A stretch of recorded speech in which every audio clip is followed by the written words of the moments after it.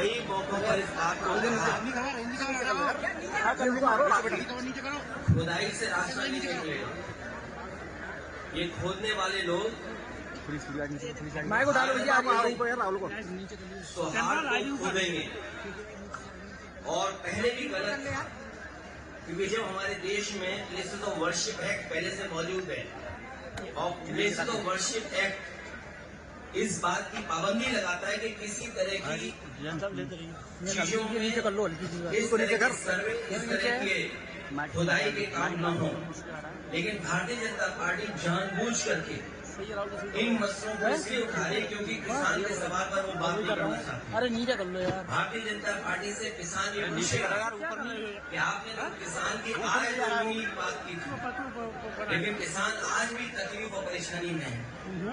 जिस समय उसे डीएपी चाहिए था, डीएपी उपलब्ध नहीं था, खाद उपलब्ध नहीं थी, जो बीजों की कीमत बढ़ी है, कीटनाशक दवाइयों की कीमत बढ़ी है और बिजली का बिल लगातार बढ़ता चला जा रहा है।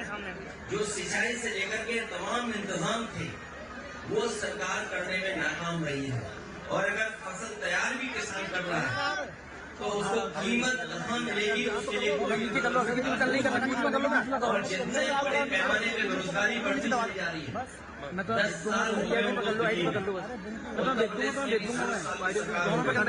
अगर हम 17 साल का हिसाब किताब लगाएं, इस सरकार ने बेरोजगारी बढ़ाई है, न नौकरी है न रोजगार है। तो इन तमाम सवालों से ध्यान हटाने के लिए जानबूझ करके सरकार इस तरह की खुदाई के कार्यक्रम कर रही है। और आज अगर भारतीय जनता पार्टी के अंडरग्राउंड जो पॉलिसी बनाते हैं, ये पाइपलाइन जो अंडरग्राउंड बढ़ती है, उसी तरह भारतीय जनता पार्टी की विचारधारा अंडरग्राउंड अंदर ही अंदर काम करती है। ये बात पहले भी कहनी चाहिए थी। लोगों की जान चली गई, लोगों के घरों में छापे पड़ रहे हैं, बिजली के नाम पर 2-3 हजार लोगों के यहाँ एफआईआर दर्ज हो गई। अगर ये बात गलत थी भारतीय जनता पार्टी की तो जान तो वापस नहीं ला सकते हैं। उन्हें मुआवजा देना चाहिए उन गरीब परिवारों को। और जितने भी झूठे मुकदमे लगे हैं, चाहे वो संसद पे हो चाहे किसी से बातें सांसद के खिलाफ करोड़ों की रिकवरी जारी की गई है। संभल में सांसद के खिलाफ बाबा साहब भीमराव अम्बेडकर जी ने हमें संविधान दिया है और लोकतंत्र में ये हमारे लिए रक्षा कवच का काम करता है। संविधान हमारे लिए, आपके लिए ये संविधान रक्षा करता है। हमें आपको सम्मान देना और जानबूझ करके भारतीय जनता पार्टी अपमानित करना चाहती है। ये तमाम वो लोग हैं जिन्होंने कभी सम्मान नहीं किया संविधान का, लोकतंत्र का और बाबा साहब भीमराव अम्बेडकर का। जो बीजेपी के लोग, केवल एक नहीं, बीजेपी के सभी लोगों को माफी मांगनी चाहिए। समाजवादी पार्टी आखिर कहाँ तक जाएगी? समाजवादी पार्टी जनता के बीच जाएगी। इन किसान भाइयों से, नौजवानों से अपील करेगी, माता बहनों से, भारतीय जनता पार्टी लोगों को हराओ। संबल सांसद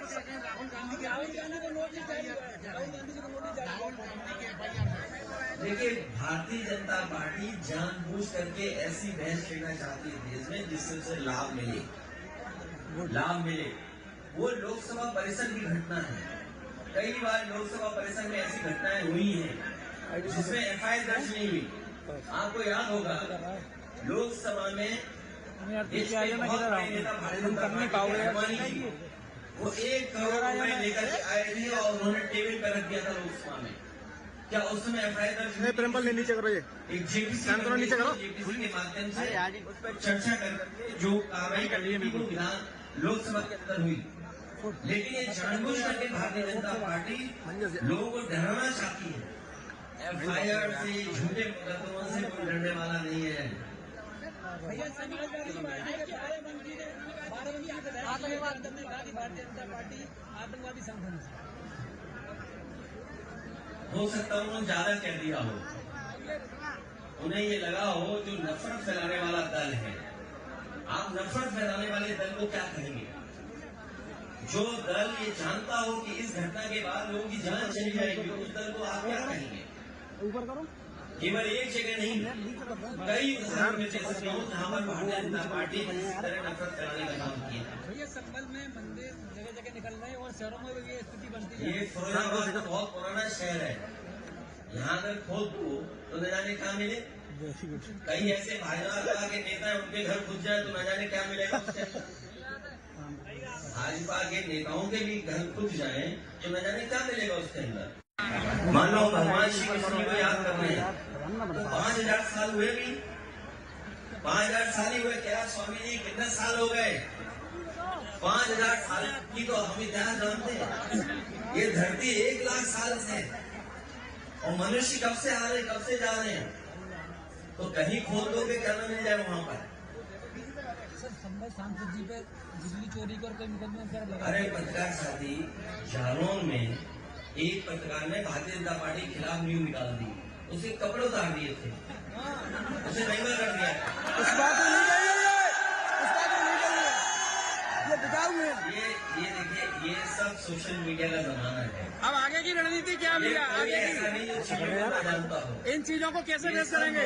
जानते हैं, इसलिए हम समाजवादियों की या जो भी सरकार में है उसके सामने चुनौतियां बनी है कि इन नौजवानों का भविष्य कैसे बेहतर हो।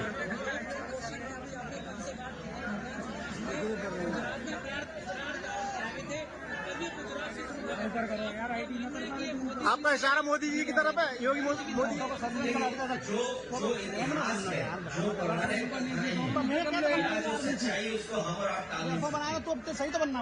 भगवान श्री कृष्ण का ये कार्यक्रम है और मैं चाहता हूँ कि आप लोग भी इसमें रिसर्च करो और जानकारी दो, हासिल करो कि क्या सच्चाई है इसमें। क्योंकि जब भगवान श्री कृष्ण ने जिसमें प्राण छोड़े, उसी समय से मान्यता है कि कलयुग शुरू हो गया। और वो स्थान जहाँ पे भगवान श्री कृष्ण ने प्राण छोड़े वो गुजरात में है, सोमनाथ के बगल में है। और जिस पेड़ पर भगवान श्री कृष्ण बैठे थे, अगर मैं आपसे पूछूं कौन सा पेड़ था तो बता सकते हो क्या?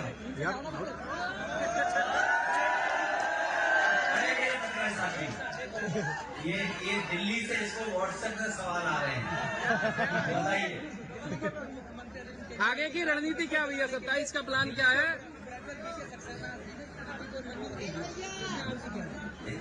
ये चुनाव आ गया है, इसलिए ईडी भी आ गई। चुनाव आते ईडी, इनकम टैक्स आ जाती है, चुनाव आते सीबीआई आ जाती है। ये कौन सी नई बात है? सब जानते हैं ये बात। हमारी रणनीति ये है कि नौजवानों का साथ लें, किसानों को जागरूक करें, माता बहनों को भविष्य में हम लोग सम्मान देंगे। चाहे हमें किसी रूप में सरकारी योजनाओं से उनकी सुरक्षा, उनके स्वास्थ्य और उनके सम्मान के लिए कोई योजना बनानी पड़ेगी तो हम लोग बनाएंगे। पूर्व में भी हम लोगों ने अच्छी योजनाएं बनाई थी जो आज भी जनता को दिखाई दे रही है, चाहे वो एम्बुलेंस हो, चाहे पुलिस को गाड़ी हो, चाहे वो लैपटॉप हो, और चाहे बड़ी बड़ी सड़कें बनाई हो, चाहे बिजली का इंतजाम किया, नहरों का पानी फ्री किया हो, सब याद है।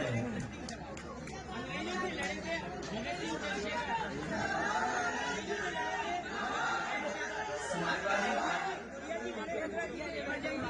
अब इस वक्त पे आप लोग कैसे देखते हैं? क्या बता रहे हैं? अंग्रेजों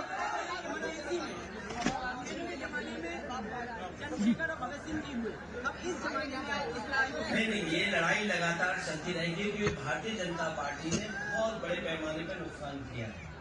ये बातें तो बड़ी बड़ी करते हैं। कल भी अगर हमने आपने सुना होगा कुवैत का भाषण, प्रधानमंत्री जी का कुवैत का भाषण सुना होगा कि न जाने कितनी बड़ी चीजें बता रहे हैं, लेकिन जमीन पर कहाँ है? जमीन पर क्या है? पेपर पूछ ले, अगर 2 लाख हो जाए आगे वो पेपर और बेरोजगारी चरम सीमा पर कितना साबित होंगे। हमें बड़े पैमाने पे नौजवानों को नौकरी रोजगार देना है, हमें वो इंतजाम करना है जिससे बड़े पैमाने पे नौजवानों का रोजगार मिले, नौकरी मिले। वो फैसले हम लोगों को लेने हैं। संसद में इस तरह बहसबाजी हो रही है, धक्का मुक्की हो रही है, सर मर्यादा आपको लेकर ये सत्ता पक्ष में जो सरकार के लोग हैं उनको सोचना समझना चाहिए था। सरकार रास्ता निकालती है, स्पीकर के माध्यम से अगर कोई ऐसी घटना हुई थी तो सभी पॉलिटिकल पार्टी के लीडर्स को बुलाया जा सकता था, बात की जा सकती थी। लेकिन आप बहानेबाजी देखिए उनको, ये सब जानते हो बहानेबाजी थी। और कई लोगों ने ऐसा कहा है कि ऐसा ड्रामा तो एक्टर भी नहीं कर पा रहे जैसे भारतीय जनता पार्टी के सांसद लोग ड्रामा करते हैं। फरक्काबाद वाले तो सर्टिफिकेट वाले सांसद हैं, वो जनता के जीते हुए सर्टिफिकेट नहीं है। फरक्काबाद वाले सर्टिफिकेट से जीते हुए सांसद हैं। हम तो उनसे कहेंगे अगर इलाज दवाई की जरूरत हो तो हम डॉक्टर एक भेज सकते हैं और सलाह